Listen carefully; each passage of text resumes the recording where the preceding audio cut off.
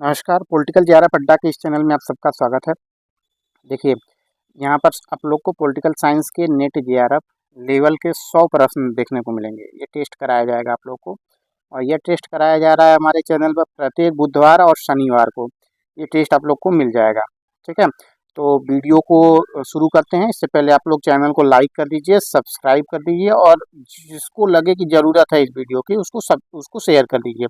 Like करना बहुत ज़रूरी है। लाइक अगर नहीं करेंगे तो पता नहीं चलेगा आप लोग को अगली बार जब वीडियो अपलोड होगा, इसलिए लाइक ज़रूर कर दीजिएगा। आइए देखते हैं हम लोग यहाँ पर black skin and white mask. Black skin and white mask किसकी रचना है? ऑप्शन है ग्रामसी, हन्ना अरेंट, फ्रांज फैनन और मेरी वोllस्टोनक्राफ्ट। तो यहाँ पर ये सही जवाब है फ्रांज फैनन की। Black skin and white mask कब लिखी गई है? 1952 में लिखी गई है। देखिए, एक्सप्लानेशन की ज़रूरत इसलिए पड़ती है, आप लोग वहाँ पर टेस्ट आपका पीडीएफ टेलीग्राम ग्रुप में हम टेलीग्राम चैनल पे अपलोड कर देंगे। टेलीग्राम चैनल का लिंक जो है कमेंट बॉक्स में पिन किया गया है। तो लेकिन ये ज़रूरत ये है ना कि वहाँ पर आप करेंगे और हो सकता है कि आपसे हो ना हो, मतलब आलस्य आए, लेकिन यहाँ पर क्या है कि यहाँ पर जल्दी जल्दी होता रहेगा। ये देखते हैं अगला क्वेश्चन। हीगल के राज्य के सिद्धांत हीगल के राज्य के सिद्धांत के संबंध में बताना है। ये राज्य एक महासंस्थान है। राज्य ऑप्शन है, राज्य एक महासंस्थान है। राज्य पर ईश्वर ईश्वर की पृथ्वी पर गति है, यह अपने आप में साध्य है। और चौथा है, यह किसी नैतिक कानून द्वारा नियंत्रित नहीं है क्योंकि यह स्वयं नैतिकता का सृजन करता है। तो इसमें से देखिए चारों सही हैं हमारे ख्याल से। चारों सही है क्योंकि हीगल जो है राज्य को क्या बताता है? हीगल राज्य की पूजा करता है, आदर्शवादी आदमी है, पृथ्वी की गति है, ईश्वर, महासंस्थान बताया, अपने आप में साध्य है बताया है, ठीक है। अगला क्वेश्चन हम लोग देखते हैं। रूसो की सामान्य इच्छा जनरल विल। देखिए, दो प्रकार की इच्छा होती है व्यक्ति की, एक होती है रियल विल और एक होती है एक्चुअल विल। तो जो रियल विल होती है, ये रियल विल के रियल विल जो है समाज के सद इच्छा होती है, यानी सबका कल्याण की भावना होती है। और जो एक्चुअल विल होती है, एक्चुअल विल ये जो होती है, ये केवल व्यक्ति अपना स्वार्थ परक इच्छा होता है इसका। तो जो जनरल विल होती है, ये रियल विल का योग होता है। तो ऑप्शन के हिसाब से जो है ये रियल विल का हिंदी यथार्थ इच्छा हो रहा है, तो इसको सही मानेंगे। बहुसंख्यक की इच्छा नहीं है ये, पहली बात। और इच्छाओं के सर्वयोग में एक्चुअल विल वाली भी इच्छा आ जा रही है, इसीलिए ये भी नहीं होगा। तो ये सी ऑप्शन यहाँ पर सही है। जॉन रॉल्स के व्हील ऑफ इग्नोरेंस की अवधारणा में क्या सही नहीं है, क्या नहीं है? दल उनके दल उनके अच्छे की अवधारणा जानते हैं। तो देखिए, ये नहीं है। अच्छे की अवधारणा ये लोग नहीं जानते हैं। क्या क्या सही है ये पढ़ लेते हैं। कोई समाज में अपना स्थान नहीं जानता है, तो सही है, कोई समाज में अपना स्थान नहीं जानता है।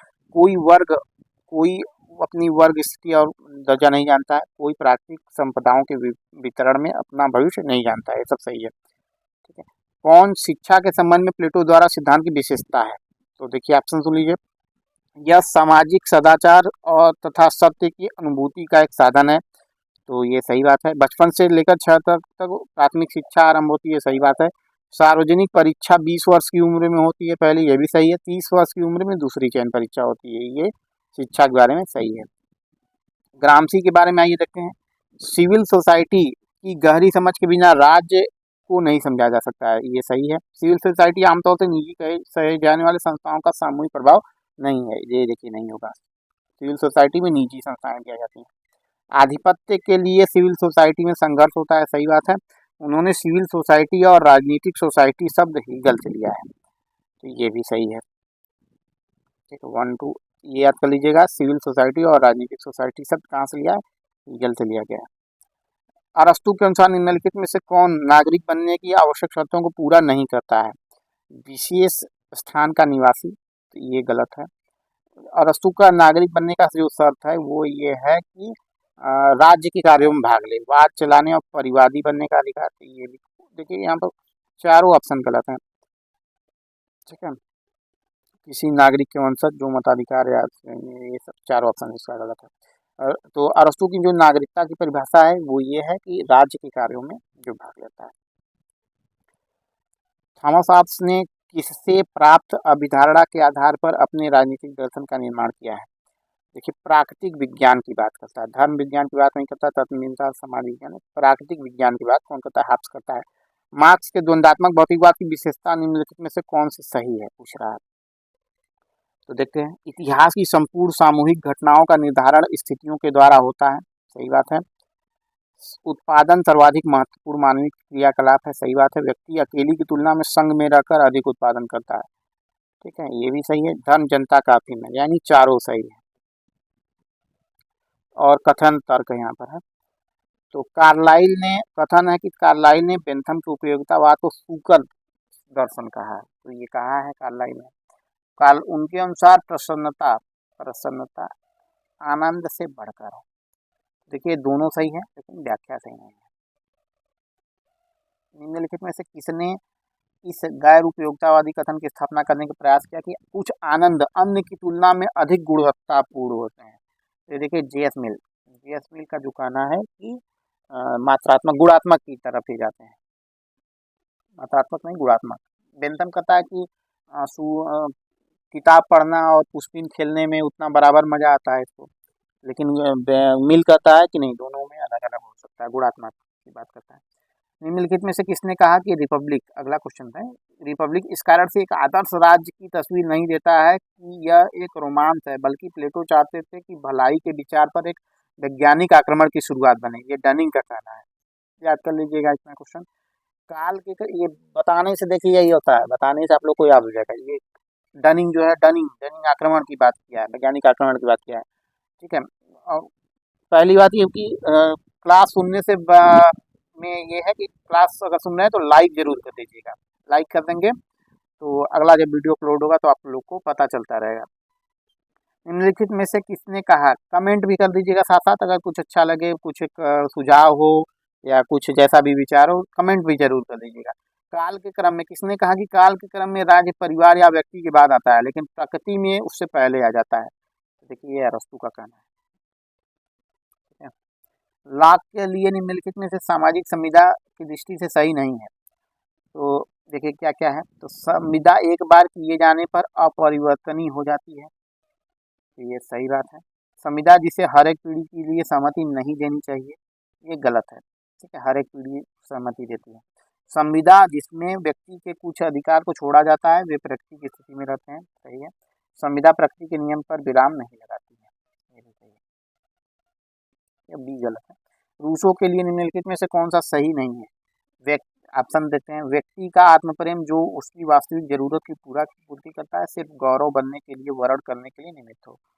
दूसरा है कि गौरव सहानुभूति से असंगत बन जाता है। तीसरा है गौरव से सभी बुराइयां उत्पन्न होती हैं।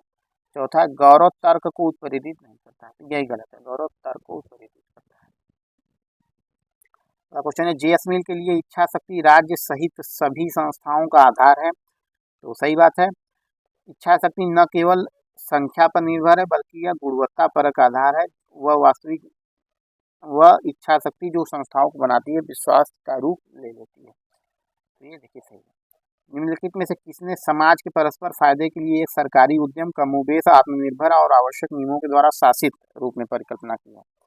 देखिए समाज के परस्पर फायदे के लिए एक सरकारी उद्यम कमोबेश आत्मनिर्भर आवश्यक नियमों के द्वारा शासित के रूप में कल्पना की है, तो जॉन रॉल्स जो है ये करता है। मार्क्स के अधिशेष मूल्य सिद्धांत की निम्नलिखित में से कौन सी विशेषता है? यह रिकार्डो के सिद्धांत का विस्तारित रूप है। 1 2 4 सही है, यानी ये सही है। और श्रम शक्ति श्रमिक की मस्तिष्क मांसपेशी तंत्रिका के बराबर होता है, ये सही है। प्रत्येक पदार्थ का मूल्य उसमें निहित श्रम की मात्रा के समानुपाती नहीं होता, ये गलत हो जाएगा। और उत्पादन में जितने श्रम घंटे लगे कामगार को, उसकी संख्या के अनुपात में उतना भुगतान किया जाना चाहिए, ये भी सही है। 1 2 4 सही है, 3 सही नहीं है। अगला क्वेश्चन देखते हैं, फिर कूट वाला क्वेश्चन आ गया है। इस तथ्य के बावजूद कि रॉल्स के सिद्धांत की प्रबल प्रक्रियागत विशेषताएं हैं, से सामाजिक न्याय में प्रमुख योगदान के रूप में देखा जाता है, तो भाई रॉल्स का योगदान है ही, ठीक है। वह साफ साफ बताते हैं कि समानता से सभी विचलनों के युक्ति संगत औचित्य की आवश्यकता है, दोनों सही है, स्पष्टीकरण भी है। निम्नलिखित में से किसकी क्रांतिकारी भूमिका पर बल देना? तो देखिए माओ जो है ये किसानों की भूमिका पर बल देता है। माओ किसकी भूमिका पर बल देता है? माओ किसानों की भूमिका पर अधिक बल देता है, ठीक। रमाबाई के बारे में आज क्वेश्चन आ गया है, तो रमाबाई देखते हैं क्या है। तो रमाबाई जो है हिंदू धर्म के कट्टर समर्थक हैं, गलत हो जाएगा, हिंदू धर्म की विरोधी महिला है। वे भारत में महिलाओं की शिक्षा और मुक्ति के क्षेत्र में अग्रणी है, तो सही बात है। वे हाई कास्ट हिंदू वुमेन की लेखिका हैं, तो सही बात है, इन्होंने लिखा है। वे ईसाई धर्म की विरोधी हैं, गलत हो जाएगा, इन्होंने ईसाई धर्म को स्वीकार किया था हिंदू धर्म छोड़कर, तो विरोधी विरोधी नहीं कहेंगे। कार्ल मार्क्स के बारे में देखिए कथन है, कार्ल मार्क्स की जो आलोचना की इतिहास की आर्थिक व्याख्या को एम एन राय गलत बता देता है, तो ये सही बात है। एम एन राय का तर्क है कि सामाजिक और आर्थिक प्रक्रिया के वास्तविक रूप का निर्धारण मात्र भौतिक संसाधनों के प्रकार से नहीं होता है, तो ये देखिए दोनों सही है। अगाना सूत्र किससे संबंधित है, तो अगाना सूत्र बौद्ध दर्शन से संबंधित है। कौटिल्य के अनुसार निम्नलिखित में से कौन सा राज्य का कार्य नहीं है, तो राज्य का कार्य नहीं है, क्या क्या है पहले ऑप्शन देख लेते हैं। उसका अधिग्रहण उसके नियंत्रण और स्वामित्व में नहीं है, तो ये भाई ये जो कुछ अधिग्रहित किया गया उसका संरक्षण, तो ये सब राज्य का काम है। जो कुछ संरक्षित किया गया उसका प्रबलम, ये सब राज्य का काम है। केवल साम्राज्य निर्माण ये राज्य का कार्य नहीं है, केवल साम्राज्य निर्माण। अगला क्वेश्चन देखो, अर्थशास्त्र को जाना जाता है, तो अर्थ श्रुति नहीं है, स्मृति नहीं है, संहिता नहीं है, नीति शास्त्र है। अर्थशास्त्र क्या है, अर्थशास्त्र नीति शास्त्र है। स्मृति जैसे मनुस्मृति, संहिता चरक सुश्रुत संहिता, ठीक है। श्रुति यानी जो सुनकर पीढ़ियों दर पीढ़ी चलता रहा है। अर्थशास्त्र क्या है, नीति शास्त्र है। जयप्रकाश नारायण को भारत रत्न से सम्मानित कब किया गया, तो 1999 में किया गया। अगाना सूत्र किससे संबंधित है, तो अगाना सूत्र देखिए जीवन की उत्पत्ति से, सही बात है। समाज व्यवस्था एवं जातियों की उत्पत्ति से, इसमें अगाना सूत्र में बताया गया। धर्मनिरपेक्षता से, नहीं है। 6 मोड़ वाली 6 पोल नीति, ये भी नहीं है, ठीक है। क्या क्या है, पहला दूसरा इसको सही माना जाएगा। इस घटना ने पेरियार को नास्तिक बताया, तो काशी में आए थे पेरियार घूमने 1925 में, तो यहाँ पर जो तीर्थ यात्रा थे, तो इन्होंने कुछ देखा और उसके बाद इनका मन नास्तिक हो गया। इसने society for right to die with dignity का गठन किया, तो मीनू मसानी ने गठन किया है। Society for right to die with dignity का गठन कौन किया, मीनू मसानी, ठीक है। ये देखते हैं ये कब, तो फिनिक्स सेटलमेंट ये जो है 1904 में इसकी स्थापना की गई है। इसकी स्थापना 1904 में की गई है, दक्षिण अफ्रीका में की गई है, ठीक है। दूसरे नंबर पर टॉलस्टॉय फार्म जो है ये 1910 में बनाया गया, ठीक। और उसके बाद जो है कोचरब 1915 में, ये कहाँ बनाया गया है, तो अहमदाबाद में बनाया गया। सेवाग्राम 1936 में बनाया गया, 1936 में बनाया गया। अगला क्वेश्चन देखते हैं हम लोग, तो निम्नलिखित में से कौन सा कबीर से संबंधित नहीं है, तो कबीर से संबंधित देखिए असमानता पर प्रहार तो कबीर करते हैं, भक्ति तो कबीर भक्ति है, पंचवाड़ी है, सगुण भक्ति नहीं है, निर्गुण भक्ति के शाखा के कबीर है। भारत सरकार ने निम्नलिखित में से स्वामी विवेकानंद को, देखिए पूछ रहा है कि स्वामी विवेकानंद को जन्म दिवस को राष्ट्रीय युवा दिवस कब से मनाने का निर्णय लिया गया, तो 1984 से निर्णय लिया गया। रविन्द्रनाथ टैगोर ने जलियांवाला बाग हत्याकांड के विरोध में नाइटहुड की उपाधि, जानने वाली चीज है कि इनको नाइटहुड की उपाधि मिली थी, और जलियांवाला बाग हत्याकांड के बाद इन्होंने इस उपाधि का त्याग कर दिया था। कब त्याग किया था ये पूछ रहा है, तो 1919 में। देखिए यहाँ पर बुक दिया है और इनको मिलान करना है। तो जयप्रकाश नारायण की जो बुक का नाम है वो है why socialism, Jayaprakash Narayan why socialism, ठीक है। और राम मनोहर लोहिया की है salt taxation in India, salt taxation in India किसकी है, राम मनोहर लोहिया की है। और मोहम्मद इकबाल की है, देखिए the reconstruction of religious thought in Islam, Barani की है फतवाए जहांदारी। राम मनोहर लोहिया किसके विरोधी थे, ऑप्शन है पूंजीवाद, साम्यवाद, समाजवाद, शक्तियों का विकेंद्रीकरण। देखिए नीचे के दो के विरोधी नहीं है, ऊपर वाले पूंजीवाद और साम्यवाद के विरोधी हैं। राजनीतिक समाजीकरण के प्राथमिक अभिकर्ता हैं, तो प्राथमिक अभिकर्ता जो है परिवार और विद्यालय, ये प्राथमिक अभिकर्ता है। किसने कहा कि संविधान के बिना सरकार अधिकार के बिना शक्ति के समान है, किसने कहा कि संविधान के बिना सरकार अधिकार के बिना शक्ति के समान है, ये थॉमस पेन का कहना है। निम्नलिखित में से कौन अरेंज लिजफार्ड ने के द्वारा वर्णित दलीय व्यवस्था के प्रकार है, तो देखिए सी ऑप्शन सही है, सहमति। अरेंज लिजफार्ड जो व्यक्ति हैं, ये इनका जो चित्रण है ये राजनीतिक दल और लोकतंत्र से संबंधित व्यक्ति हैं। सहमति जन्य दलीय व्यवस्था, संघर्षशील दलीय व्यवस्था, समायोजनशील दलीय व्यवस्था, तीन बताया है ये आदमी लिचफार्ड जो है, सहमति जन्य, संघर्षशील और समायोजनशील। अगला क्वेश्चन हम लोग देखते हैं, निम्नलिखित में से किसने स्व रक्षा अधिकारों के प्रवर्तन, क्षति के लिए मुआवजा मांगने तथा गलत करने वालों को दंड देने को न्यायोचित युद्ध माना? ठीक है, न्यायोचित युद्ध तो वालजार हम लोग देख के लगा देते हैं, लेकिन यहाँ पर ह्यूगो ग्रोसियस होगा। ठीक है, लुसियन पाई ने उन संकटों की पहचान की जिन्हें तीसरी दुनिया के नए राज्यों को राजनीतिक विकास में हासिल करना पड़ता है। तो ये ऑप्शन सही है। क्या क्या? पहचान, वैधता, भेदन, भागीदारी, एकीकरण, वितरण, जो है 6 चीज इन्होंने बताया है तीसरी दुनिया के राज्यों को राजनीतिक विकास के लिए हासिल करना पड़ता है। अगला हम लोग देखते हैं, तो अगला में जो है ए का दूसरा है, बी का पहला है। मैकेंजी की किताब है, देखिए ब्रिटिश पॉलिटिकल पार्टी। अब पॉलिटिकल पार्टी जो है रॉबर्ट मिशेल की किताब है। रॉबर्ट मिशेल की पॉलिटिकल पार्टी याद होगा, ब्रिटिश पॉलिटिकल पार्टी याद कर लीजिए, मैकेंजी की है। और इधर भी देखिए ऐसे मिलाया है।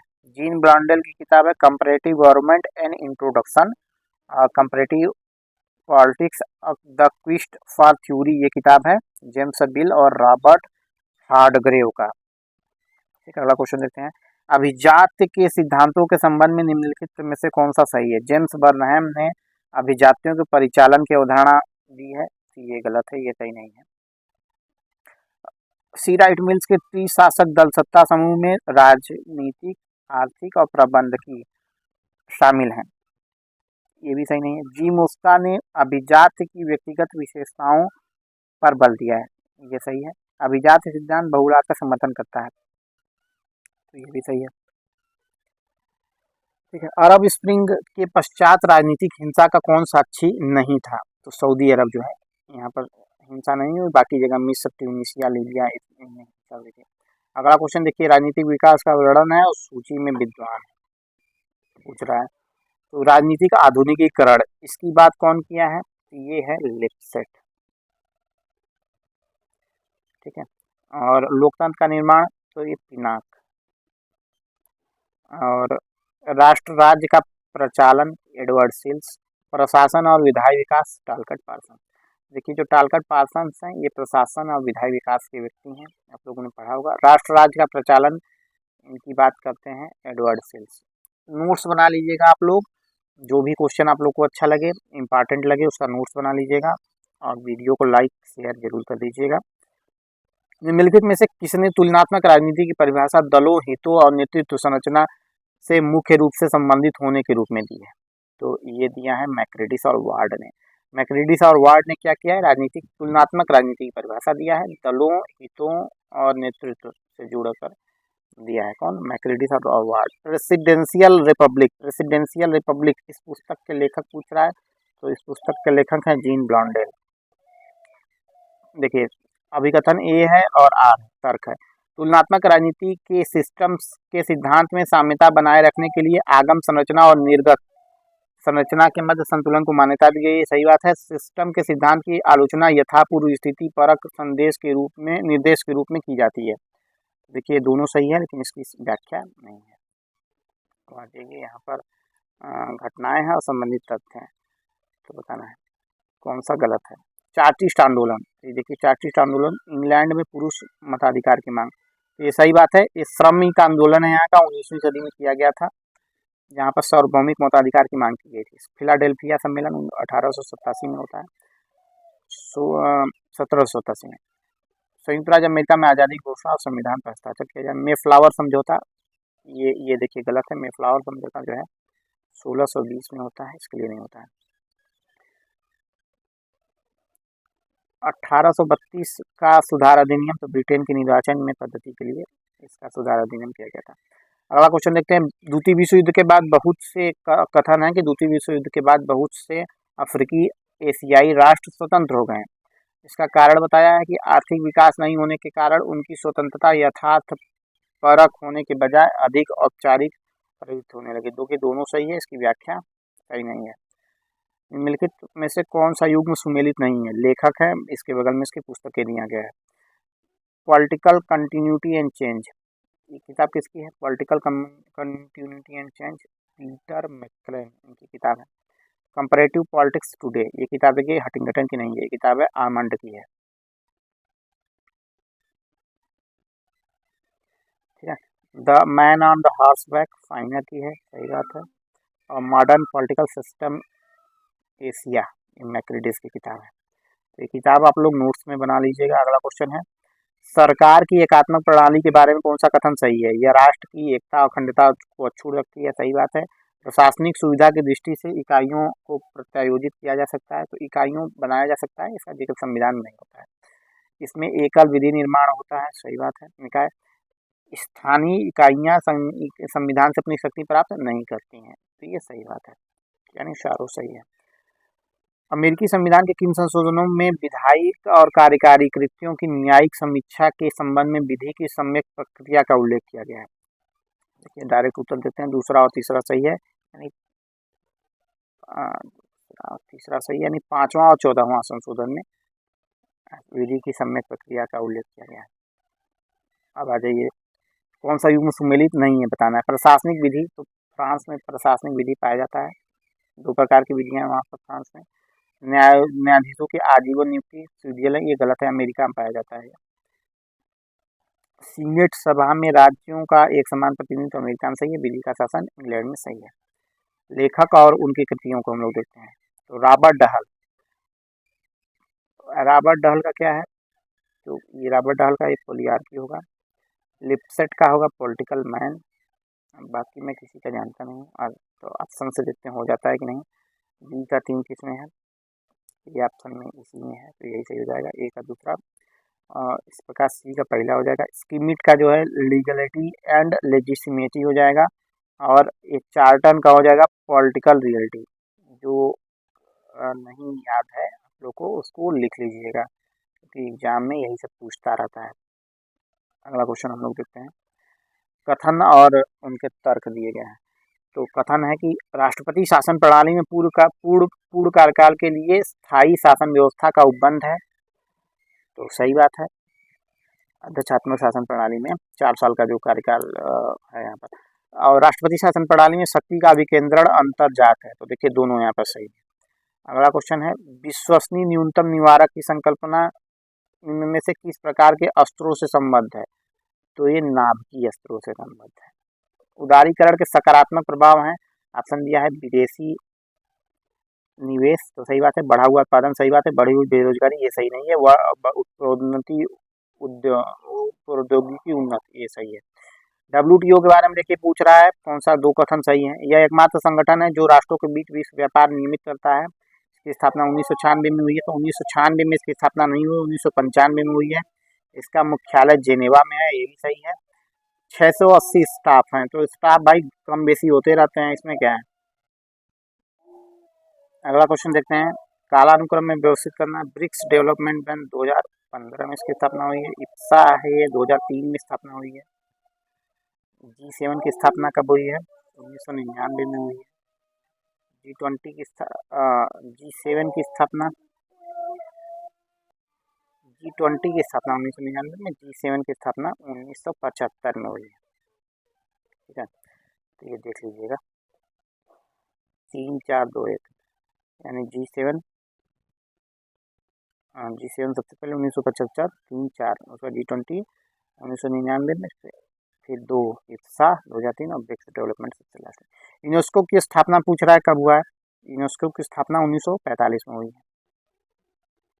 कथन और कारण है, संयुक्त राष्ट्र संघ की स्थापना 24 अक्टूबर 1945 को हुई है, सही बात है। इसका उद्देश्य विश्व शांति बनाए रखना है, तो दोनों सही है, कारण और सब सही है।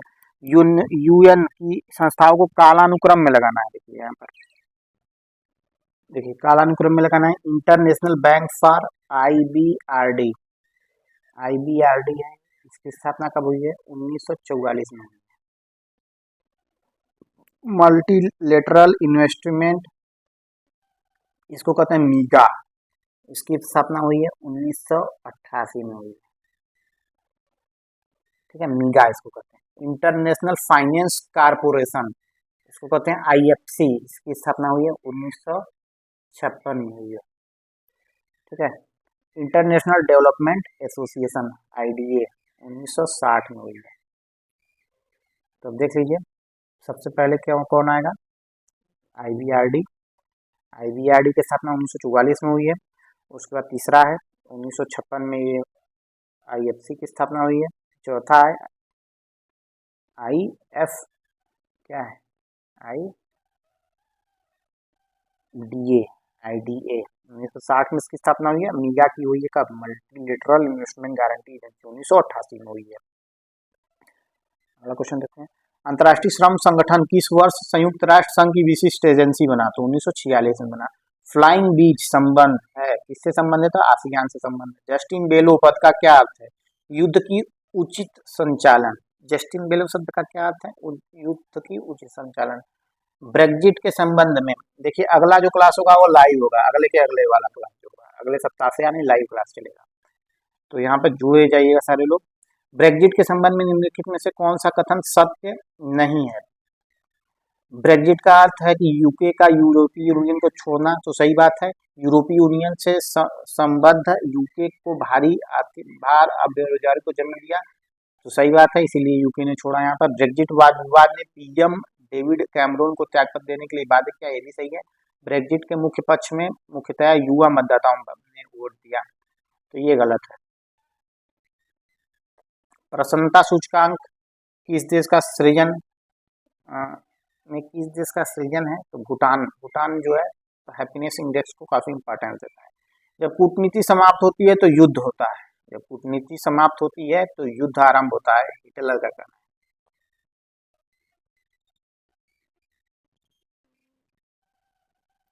तो अगला है NPT CTBT के बारे में कौन सा कथन सत्य है। भारत ने NPT हस्ताक्षरित की परंतु अनुमोदित नहीं की, तो हस्ताक्षरित नहीं किया है भारत, इसका सही उत्तर है D।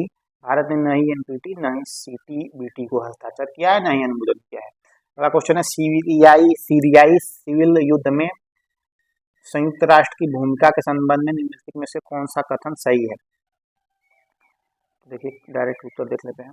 2013 में दामस्क में हुए सारिन नर्व गैस के हमले के पश्चात संयुक्त राष्ट्र ने रासायनिक हथियारों को नष्ट करने के लिए मतदान किया। क्षेत्रीय सहयोग के लिए IORA का मुख्यालय किस देश में है। IORA जो है ये हिमतक्षेस 1997 वाला, इसकी स्थापना मॉरिशस, इसका मुख्यालय मॉरिशस में है। नरेंद्र मोदी के शपथ ग्रहण में किस देश 2014 में किसको आमंत्रित किया गया था, तो सार्क देशों को आमंत्रित किया गया था। पार्टी हित के प्रति पूर्वाग्रह निम्नलिखित में से किस प्रकार की नौकरशाही के कारण होता है, तो ये जो है पेट्रोनेज नौकरशाही के कारण पार्टी हित के प्रति पूर्वाग्रह होता है। 2020 में भारत ने USA के साथ किस बेका पर समझौता किया है। 2020 में बेका हुआ है, ठीक है, 2020 में बेका हुआ है। आप लोग को कमेंट बॉक्स में बताना है कि लिमोआ कब हुआ है, कामकासा कब हुआ है। तो एक देखिए समझौता 2016 में हुआ है, एक 2018 में हुआ है। बताना है लिमोआ कब हुआ है, कामकासा कब हुआ है। कमेंट बॉक्स में पूरा भर दीजिए, लिमोआ कब हुआ है, कामकासा कब हुआ है। भारत और चीन के मध्य सीमा रेखा का नाम बताना है, मैकमोहन रेखा। भारत की विदेश नीति के नियम के बारे में कौन सा सही है, तो देख लेते हैं कौन सा सही है। 1-3 सही है। भारत ने वर्ष 2015 में बांग्लादेश के साथ सीमा समझौता किया है और 2011 में अफगानिस्तान के साथ समझौता किया है। 2011 में अफगानिस्तान के साथ भारत ने समझौता किया है और 2015 में बांग्लादेश के साथ। भारतीय विदेश नीति में इंदिरा डॉक्ट्रिन किससे संबंधित है। इसका उद्देश्य भारत को वैश्विक शक्ति बनाना है, सही नहीं है। यह पड़ोसी देशों के साथ सहयोग विकसित करने की नीति है, ये भी सही नहीं है। इसने भारत की सुरक्षा दक्षिण एशिया के समक्ष प्रदर्शित की गई, ये सही है। अगला है दक्षिण एशियाई क्षेत्र में किसी भी हस्तक्षेप को भारत की सुरक्षा में खतरा समझा जाएगा, ये भी सही है। भारत की हस्ताक्षर किए गए समझौतों को बताना है, उनके प्रकटन के क्रम में व्यवस्थित करना है। देखिए यहाँ पर जो मॉस्को बैंड ट्रीटी है, मॉस्को बैंड ट्रीटी ये कब हुआ है, ये 1963 में हुआ है, ये 1963 में हुआ है। इसमें भारत ने साइन किया हुआ है। और सोवियत संधि ये हुआ है 1971 में हुआ है, तो ये पहला हो गया, दूसरा हो गया ताशकंद समझौता, और मॉस्को बैन ट्रीटी 63 में हुआ है। फिर ताशकंद हुआ है कब, 1964 66 में हुआ है, ताशकंद 66 में हुआ है। और उसके बाद भूमि समझौता ये 2015 में। तो यानी सबसे पहले ये मॉस्को बैन ट्रीटी आ गया, फिर ताशकंद आ गया, फिर सोवियत आ गया, फिर भूमि समझौता आ गया। अगला क्वेश्चन हम लोग देखते हैं, किसी देश की विदेश नीति उसके इतिहास का परिणाम होती है। तो सही बात है, भारतीय विदेश नीति राष्ट्रीय आंदोलन के केंद्रित मूल्य से निर्मित है, दोनों सही है। भारत ने शांति स्थापना कार्यों में भाग लिया, तो कहाँ कहाँ लिया है ये पूछ रहा है, तो इन चारों जगह लिया है, कोरिया में भी लिया है और यानी सभी जगह लिया है। कोरिया में कब लिया है, तो 1950 में के समय में लिया है। गाजा पट्टी में कब लिया है, 1956 में लिया है। साइप्रस में 1964 में, साइप्रस में कब लिया है, 1964 में, ठीक है। और लेबनान में कब लिया है, 1978 में लिया है, लेबनान में 1978 में लिया है। अगला क्वेश्चन हम लोग देखते हैं, प्रबुद्ध जाति का विचार किससे संबंधित है, तो प्रबुद्ध जाति का विचार श्रीनिवास से संबंधित है। अगला क्वेश्चन है, संघात्मक शासन व्यवस्था का लक्ष्य एकता और राजनीतिक संस्कृति तथा पहचानों की विविधता के साथ स्वतंत्रता की प्रभावशीलता, देखिए दोनों सही होगा, इसका व्याख्या भी सही है।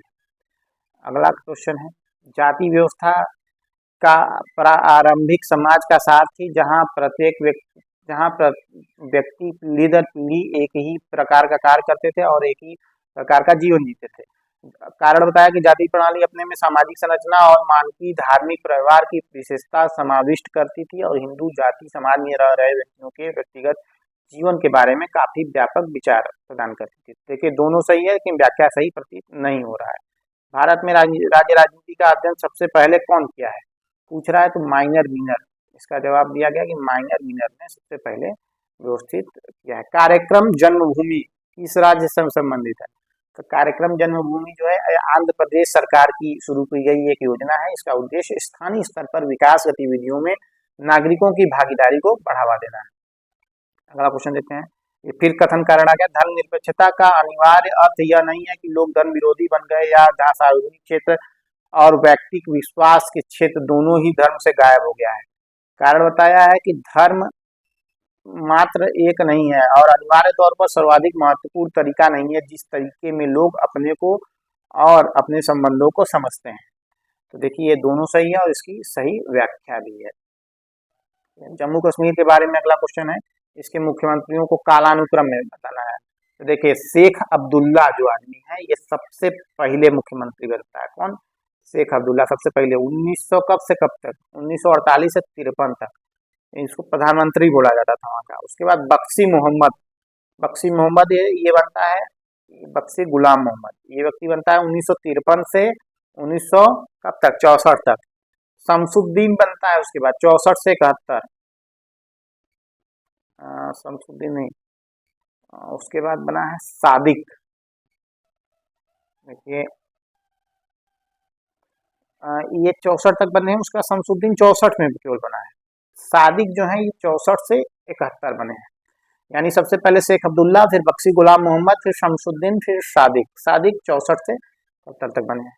निम्नलिखित कथनों को फिर यही आ गया है, 1980 का दशक जो भारतीय राजनीति में वृहद उथल पुथल का काल था, में बहुत सी नव राजनीतिक पार्टियां प्रकट हुई। तो सही बात है, राष्ट्रीय पार्टियां पांजित हो गई और बहुत से राज्यों में राजकीय पार्टियों आश्रित बन गई। तो देखिए दोनों सही है और उसका व्याख्या भी सही है। Politics and the state in India, politics and the state in India के लेखक पूछ रहा है, इसके लेखक हैं Zoya Hasan. Politics and the state in India. किसान आंदोलन निम्नलिखित में से कौन सा नहीं है, खेड़ा आंदोलन, खेड़ा आंदोलन देखिए 1918 में हुआ है, किसान आंदोलन था। तेलंगाना आंदोलन 1946 से 51 तक हुआ है, ये किसान आंदोलन था। तेभागा आंदोलन ये भी देखिए 1946-47 में हुआ है, ये भी किसान आंदोलन था। तबलीग आंदोलन जो है ये एक धार्मिक आंदोलन है। तबलीग आंदोलन कैसा है, तबलीग आंदोलन एक धार्मिक आंदोलन है। अगला क्वेश्चन देखते हैं, देखिए जो शेल्डर ओलिवर की किताब का क्या नाम है, the power of public administration, power of public administration. Sheldon Oliver की किताब का नाम है power of public administration. Lepawsky Albert, इनकी किताब का क्या नाम है? Administration art, the art science of organisation and management. किसकी किताब का नाम है? ये है सेल्डर अल्बर्ट, लेपावस्की अल्बर्ट की किताब का नाम। अशोक चंद्रा की बुक का क्या नाम है? इंडियन एडमिनिस्ट्रेशन अशोक चंद्रा की बुक है। फाइनर की बुक का नाम है द फिलॉसफी ऑफ मैनेजमेंट। अगला क्वेश्चन देखते हैं, निम्नलिखित में से किस उपवाक्य का उपयोग बेनेडिक्ट एंडरसन ने भारतीय राष्ट्रीयता के लिए किया है? तो कल्पित समुदाय का प्रयोग, इमेजिन्ड कम्युनिटी, बेनेडिक्ट एंडरसन ने इमेजिन्ड कम्युनिटी। किसने बताया कि धर्मनिरपेक्ष का विलोम धार्मिक है, परंतु भारत में धर्मनिरपेक्ष का विलोम सांप्रदायिक है? ये राजीव भार्गव का कहना है।